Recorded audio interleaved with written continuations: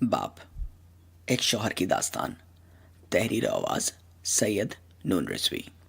انسان کی فطرت ہے کہ اگر وہ کوئی ایسا کام کرے جو اس کی ذات کے لیے نہ ہو تو وہ چاہتا ہے کہ کوئی اس کی تعریف کرے یا اس کے کام کے بارے میں دو میٹھے بول بول دے۔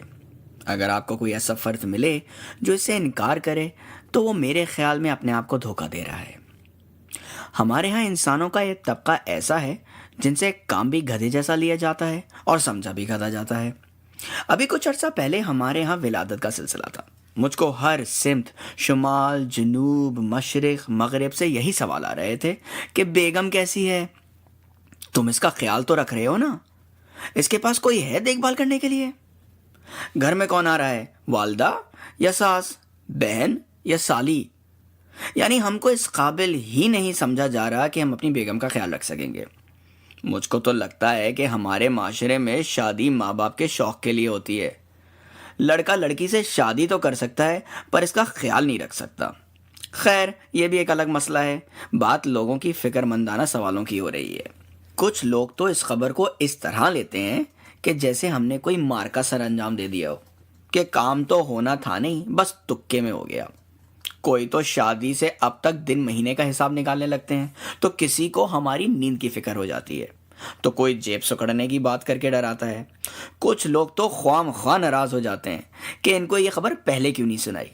ہم نے تو سنا ہے کہ دستور دنیا یہ ہے کہ جب 3 ماہ گزر جائیں تو یہ خبر خاص لوگوں میں عام کر دینی چاہیے، پر نہیں، یہ خبر ان کو پہلے دن سے سننی ہے۔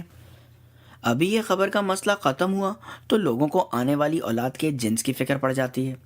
کچھ لوگ تو خاتون کی کمر کی گولائی دیکھ کر بتا دیتے ہیں کہ کمرے کا رنگ گلابی ہونا چاہیے یا نیلا۔ کوئی تو خاندان اور گرد و نواح کی خبروں سے عکس کرتے ہیں کہ بھائی آج کل لڑکوں کا موسم چل رہا ہے تو آپ کے گھر لڑکے کی آمد ہے۔ کچھ لوگ بچوں کی تصویروں والا کیلنڈر تحفے میں دیتے ہیں اور ولادت والی تاریخ اور مہینے میں دیکھ کر بتاتے ہیں کہ اس میں کس کی تصویر ہے۔ لڑکا ہے تو لڑکا، لڑکی ہوئی تو لڑکی۔ اور اگر آپ غلطی سے انڈا پکانے کھڑے ہو گئے اور انڈے کی ڈبل زردی نکل آئی تو صاحب آپ کے یہاں جڑواں بچے ہونے والے ہیں۔ خیر، اللہ اللہ کر کے 280 دن گزرے۔ ان 36 ہفتوں میں ہم نے کیا کیا نہیں سہا۔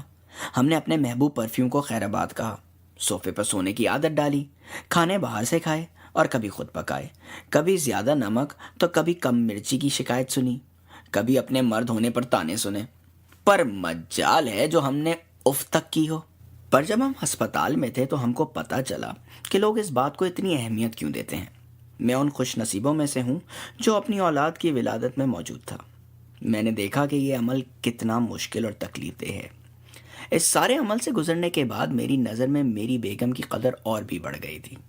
بے شک ماں کے قدموں تلے جنت ہے، مگر اس بیچارے باپ کو کوئی کیوں نہیں دیکھتا؟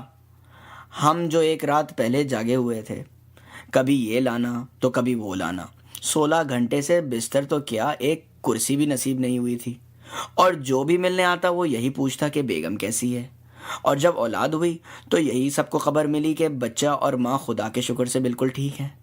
پھر ہر طرف مبارک ہو کی صدائیں آنے لگیں اور لوگ تحفے تحائف لانے لگے۔ میں انہی تحائف میں اپنے نام کو ڈھونڈنے لگا، پر مجھ کو کچھ نہ ملا۔ رات ہو چکی تھی، ہسپتال کے کمرے کے بستر سے خراٹے کی آوازیں آ رہی تھیں، اور میں سیدھے ہاتھ پہ رکھے چھوٹے سے جھولے نما بستر کے ساتھ کھڑا اپنی اولاد کو دیکھ کر مسکرا رہا تھا۔ اگلی دفعہ جب کبھی کسی کی ولادت میں جائیے گا تو بیچارے باپ کو ضرور پوچھ دیجیے گا